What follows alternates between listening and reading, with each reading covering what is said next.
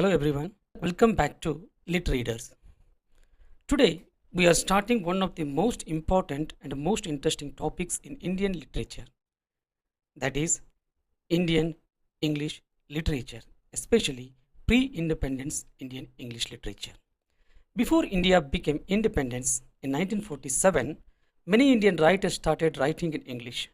But remember one thing clearly, they did not imitate or copy the English writers. They did not write to even imitate whatever that they have written. They used English as a powerful tool to express Indian culture, Indian suffering, Indian identity, and the dream of freedom. The literature shows India under colonial rule, social problems like caste and poverty, spiritual and cultural richness, rise of nationalism, the voice of common people. Now, the historical background of pre independent Indian English literature. Before we understand writers, we must understand history. British rule introduced English education in India in 1835. Thomas Macaulay introduced English education through his famous Minute on Education. This created a new educated Indian middle class. These educated Indians began reading Western literature and philosophy. Slowly, they started writing in English themselves. At first, they imitated British writers, but later they wrote about Indian villages, Indian spirituality, and social problems. The printing press also helped Indians publish books easily. The Indian freedom movement strongly influenced literature. Writers became reformers and nationalists. Now, the phases of pre-independence Indian English literature. Students, remember these phases for exams. Phase 1, early pioneers and reformers, 1800 to 1870. Phase 2nd, nationalist and spiritual writers, 1870 to 1920. Phase 3, major novelists and realists, 1930 to 1947. Now, early pioneers. The first one, Raja Ram Mohan Roy, 1772 to 1833. He was born in Bengal and is known as the father of Indian Renaissance. He was a social reformer, intellectual, and promoter of modern education. He opposed the practice of sati and supported women's rights and national thinking. He believed English education would help India progress. Major English works and writings of Raja Ram Mohan Roy, translation of Upanishads, A Defense of Hindu Theism, essay on religion and reform, letters on political freedom, journalistic writings in English newspapers, and he has contributed a lot for Indian English literature. He introduced modern prose writing in English. He used English to spread reforms ideas. And these all are main contribution of Raja Ram Mohan Roy to Indian English literature.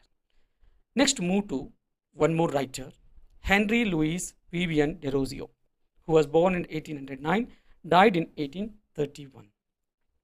Derozio was a poet and a teacher at Hindu College, Kolkata.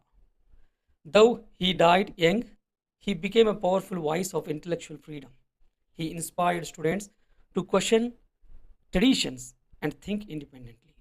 He was the leader of the Young Bengal movement, and his major works are To India, My Native Land, The Fakir of Jhangira, The Harp of India, and Poems, the collection of poems. His poetry expresses patriotism, loss of cultural pride, and desire for national awakening. Kashi Prasad Ghosh, who was born in 1809 and died in 1873. He was one of the earliest Indian poets writing in English during colonial India.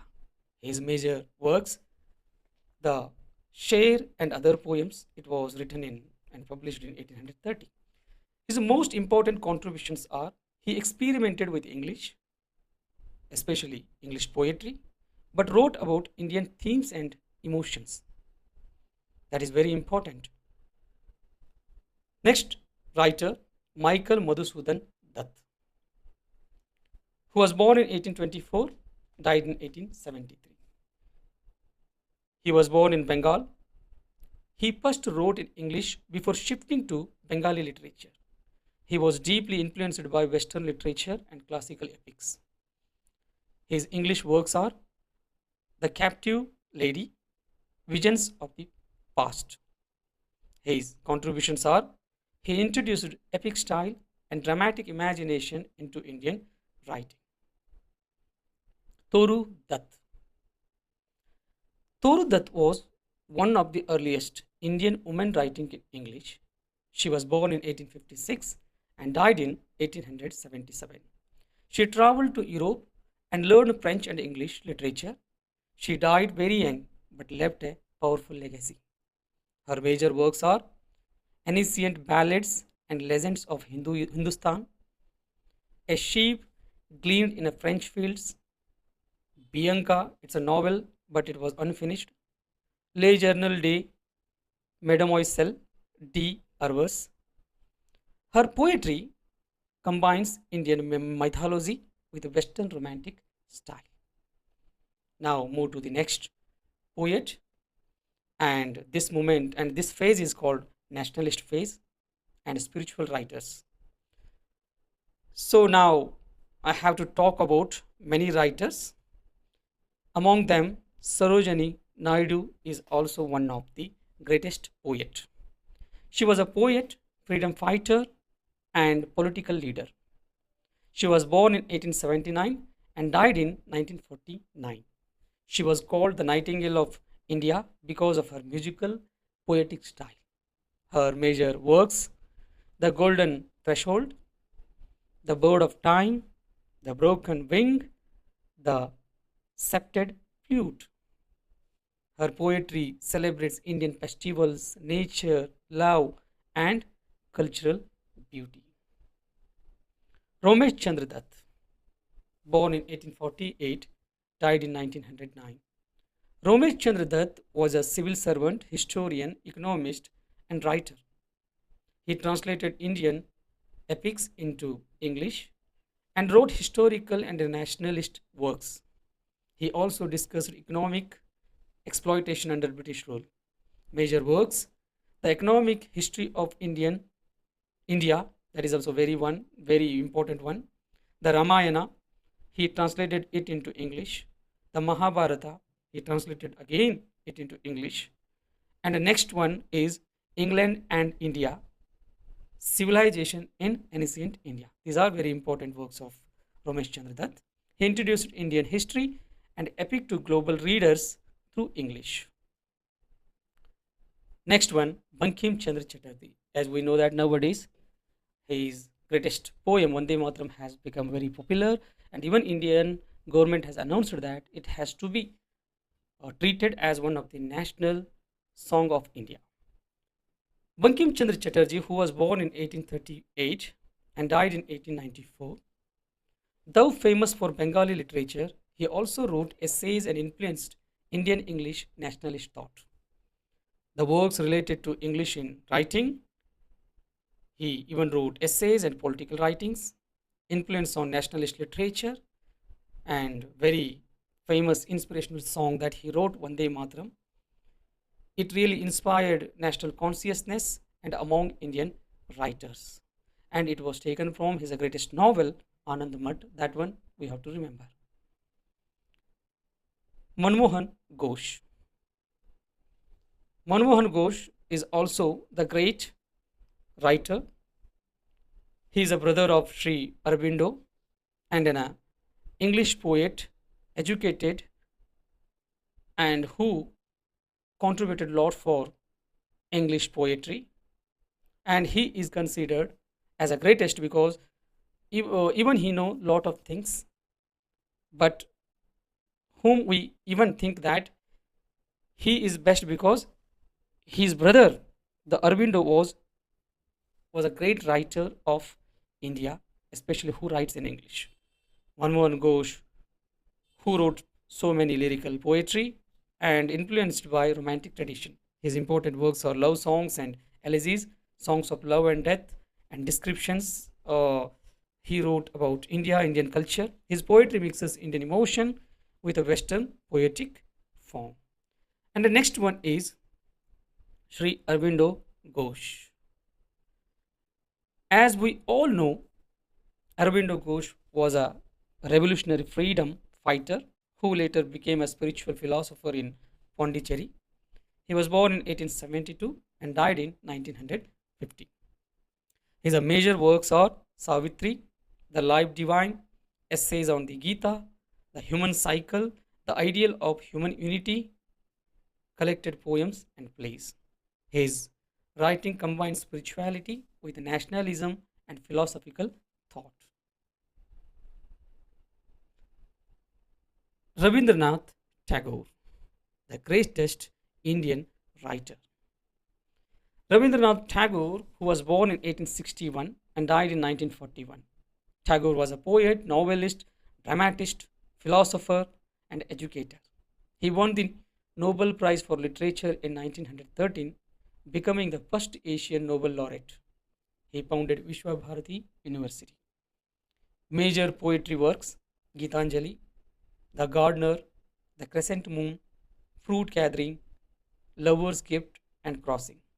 He even has written so many novels. The major novels are Gora, The Home and the World, Chokar Bali. His plays are Chitra, The Post Office, Red Oleanders. His essays, Sadhana, Nationalism, and Personality. His works combine spirituality, humanism, and universal love. Now, again, we can see some great important writers, especially the novelists. The novelist who started their career as a novelist when they looked at India and Indian culture and the nationalist movement, so they are really influenced by the political thoughts, the middle class, and the social system of India, and through that they were influenced and they wrote so many novels. Students, this is the most important section that we have to remember. Major novelist when we study them. The first major novelist is Mulk Raj Anand, R.K. Narayan, and the next Raja Rao. So now we can study first Mulk Raj Anand. Mulk Raj Anand, who was born in 1905 and died in 2004. Born in Peshawar, educated in India and England, influenced by Marxism and Hinduism, even humanism. He wrote about marginalized communities and laborers. His major novels, Untouchable, written in 1935, Coolie, 1936, Two Leaves and a Bud, 1937, The Village, Across the Black Waters, The Sword and the Sickle, The Big Heart, Seven Summers, Morning Face, Private Life of an Indian Prince, and even he has written so many short stories. Some of them are The Lost Child, The Barbers Trade Union. His writing expresses caste, oppression, colonial exploitation, and poverty. Next novelist, Raja Rao. Raja Rao, who was born in 1908 and died in 2006. He born in Karnataka, influenced by Indian philosophy and spirituality. He experimented with English language, its structure, and most of his writing which reflect Indian speech patterns, Indian philosophy, and Indianness. His major works, Kantapura was written in 1935, The Serpent and the Rope, The Cat and Shakespeare, Comrade Kirillo. These are his important novels. And he has written even some short stories. The important ones are The Cow of the Barricades, The Policeman and the Rose. His novels explore spirituality, nationalism, and philosophical search for truth. Again, there is one more very important writer is R.K. Narayan. As we know that R.K. Narayan is the greatest writer who wrote so many novels, but those novels which gives us the picture of real India. And as we know all that, he was born in 1906 and died in 2001. He was born in Madras and known for simple narrative style and humor. Created a fictional town Malgudi and major novels that we can see now. One of the greatest novel is Guide is there, and the English teacher is there, the vendor of the sweets, and so many novels that he has written.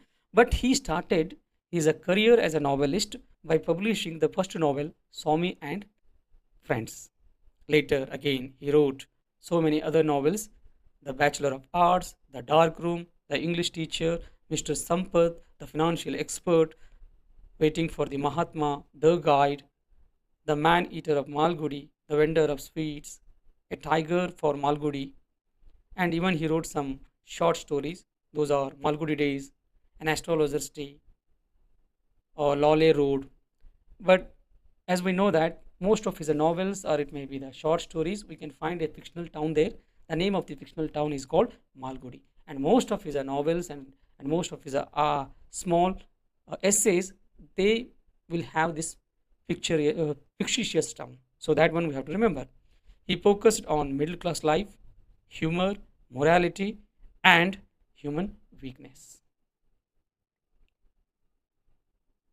Now, the major themes of these, if we sum up all those things, we can find some major themes: nationalism and freedom struggle, social reform and caste criticism, poverty and social exploitation, Indian spirituality and philosophy, cultural identity and tradition, and even we can see rural life and village society, and women's issues and genders and inequalities.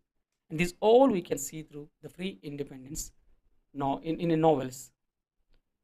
And the style and language that the early writers used: Indianized English, mixing Indian words and idioms, realistic narratives, spiritual symbolism, use of mythology, emotional and lyrical poetry that they used. So now we have to see the things quickly. These all are the revision. As we know that Rabindranath Tagore, who got Nobel Prize as a first Asian in 1913, R.K. Narayan's famous fictitious town that I already have discussed, that is Malgudi, Gandhian novel. The Kantapura is considered as a Gandhian novel because there we can find the influence of Mahatma Gandhi and his philosophy, how it was narrated and how it was exhibited through the novels. And caste and realism we can find in Mulk Raj Anand's novels, mystic epic, written as we know, the Savitri was written by Arvind Ghosh, and these all things can be seen through the early Indian writings and especially the early Indian novelists. So now I'm going to put a conclusion. So students, remember one thing: pre-independence Indian English literature is not just a literature. It is a voice of Indian under colonial rule. These writers used English to express Indian pain, culture, hope, and the dream of freedom. They transformed a foreign language into a powerful Indian voice. Without their contribution, modern Indian English literature would not exist. In the next lecture, again, we will move to post-independence Indian English literature and see how Indian writing changed after 1947. Keep reading, keep learning, keep thinking. If you like this video, like it, share it, and subscribe it. Thank you.